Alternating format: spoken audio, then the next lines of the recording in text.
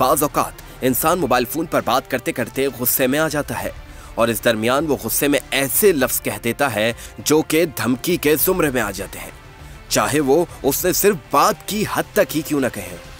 वैसे ही आजकल audio leaks का दौर चल रहा है, जिसमें कॉल रिकॉर्ड करके किसी की भी ऑडियो लीक कर दी जाती है। अगर कोई शख्स बात करते करते गुस्से में आकर इस तरह की धमकी दे देता है, वे 1 मिनट तमीज के दायरे में बात कर, पैसे लिए ना, तेरे को बोला है दे दूंगा मैं, समझा? है किधर बता, तेरे घर पे आऊं, तेरे घर में घुस के मारूं मैं तेरे को? हैं पैसे लिए है ना, देने को बोल रहा हूं मैं, दे दूंगा तेरे को। सबर कर मैं आ रहा हूँ, 1 मिनट रुक। इस पर कानून में क्या सजा है और क्या इस पर आप सलाखों के पीछे भी जा सकते हैं? हम अक्सर देखते हैं कि लोग एक दूसरे को कभी इंटेंशनली कभी अनइंटेंशनली धमकियाँ दे देते हैं, चाहे वो किसी भी बात के ऊपर हो, कभी टेलीफोन पे दे देते हैं, कभी आमने सामने दे देते हैं। वो उसके रीज़न कोई भी हो सकते हैं, चाहे उनका आपसी किसी बात पे झगड़ा हुआ हो या पैसों का लेन देन हो। ताहिर भाई हमारे साथ मौजूद है। ताहिर भाई हमें बताएंगे कि ये जो धमकियाँ देना होता है, क्या इस पर कानून बनता है? ताहिर भाई, एक चीज़ होती है कि अमूमन मेरा आपसे झगड़ा हुआ और मैंने आपको धमकियाँ दे दी कि मैं आपको मरवा दूंगा, मैं आपको गायब कर दूंगा, लेकिन मेरी नीयत नहीं है, लेकिन मैंने बोला है, टेलीफोन पे बोल दिया या आपको फेस टू फेस बोल दिया। इस पे क्या कानून बनता है? क्या उसके ऊपर मुकदमा दर्ज हो सकता है बंदे पे जिसने धमकियाँ दी हैं? सबसे पहले मैं ये बता दूं कि जो धमकियां देना इट्सेल्फ जो है वो क्राइम है। अब वो कोई भी बंदा जानबूझ के दे या अनइंटेंशनली दे, तो इस पे कानून क्लियर कट मौजूद है। 506 पाकिस्तान पेनल कोड 1860 और 506 बी। अब धमकियां सिर्फ इस तरह की देना कि मैं तुम्हें जान से मार दूंगा, तो वो 506 बी में फाल करता है। और इस तरह की धमकी देना कि मैं आपको देख लूँगा, ये कर दूंगा, ठीक है, तो वो 506 पाकिस्तान पेनल कोड 1860 के ज़ुमरे में आता है और इसकी 3 साल तक की पनिशमेंट। अच्छा, इसमें इस चीज़ का होना ज़रूरी नहीं है कि यार मैं तो गुस्से में था इस वजह से मैंने आपको दे दी, या मैं आपको मैसेजेस करता हूँ और वो धमकियों के मैसेजेस है, तो वो भी फिर 506 बी और 506 में मैसेजेस जो है वो फिर उसके लिए टेलीग्राफ एक्ट है 1885 का, तो उसका सेक्शन 25 में डेफिनेशन है और 25 डी में उसकी पनिशमेंट दी गई है। तो उसमें मैसेज करना और कॉल पर धमकी देना, ऑब्नॉक्शियस धमकी देना, कोई इस तरह की कॉल करना जो जिससे ये रिफ्लेक्ट हो कि भाई अपेरेंटली उसमें थ्रेट्स हैं, तो वो जो है कानूनन गलत है और उसकी भी पनिशमेंट है।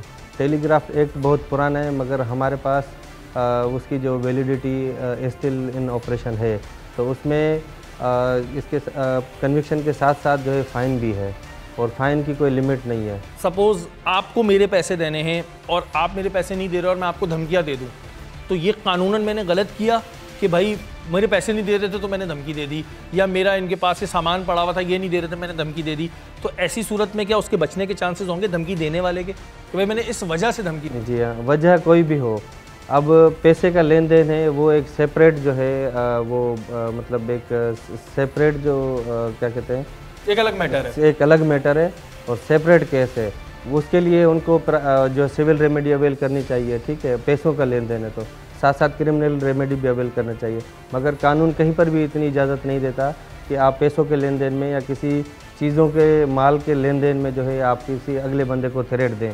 जब थ्रेट जाएगी तो उसके खिलाफ वो कार्रवाई का हक रखता है। अच्छा ताहिर भाई, अक्सर हम देखते हैं कि लोगों की गाड़ियाँ रोड पर आकर टकरा जाती हैं, तो वो तो ऐसी धमकियाँ दे रहे होते हैं कि बंदा कहता है यार ये तो बड़ा ही खतरनाक आदमी है, तू मुझे देख लूँगा मैं, तू मुझे बच के दिखा। अगर ऐसी सूरत हाल में कोई शख्स उसकी वीडियो रिकॉर्डिंग कर ले जो धमकियाँ दे रहा है, तो उसके ऊपर भी FIR हो जाएगी? जी हाँ, अगर जिस तरह रोड पे जा रहे हैं और गाड़ी का एक्सीडेंट हो जाता है, वो तो एक नेग्लिजेंट एक्ट में तो ज़रूर आता है, मगर वहाँ पर इस तरह की सिचुएशन क्रिएट हो जाती है कि भाई जो नुकसान हुआ है उससे बढ़कर फिर लोग दस्ते गिरबां हो जाते हैं। तो जब जहाँ दस्ते गिरबां होंगे फिर वहाँ पर फॉल्ट देखा जाएगा कि किसका है, जिसने धमकी जो इशू थ्रेट्स जो है वो दिए, वो उसके खिलाफ कार्रवाई हो सकती है। अच्छा, हम झगड़े में अक्सर सुनते हैं कि किसी का झगड़ा हुआ और हाथापाई में उसका दांत टूट गया। दांत टूटने की सूरत में जिसका दांत टूटा है वो सामने वाले के ऊपर क्या केस कर सकता है? दांत टूटना जो है वो उसकी सख्त पनिशमेंट है और 337G(H) में जो है पाकिस्तान पेनल कोड 1860 में ये क्लियर कट डिफाइन है और ये सेवियर पनिशमेंट में आता है। इसकी जो पनिशमेंट है वो 10 साल तक है। 10 साल? 10 साल सिर्फ दांत तोड़ने पर? जी हाँ। तो ये धमकी देना या फिर इंटेंशनली किसी को आप इस तरह से मारें कि उसका दांत जो है वो टूट जाए तो 10 साल तक पनिशमेंट है। बहुत शुक्रिया।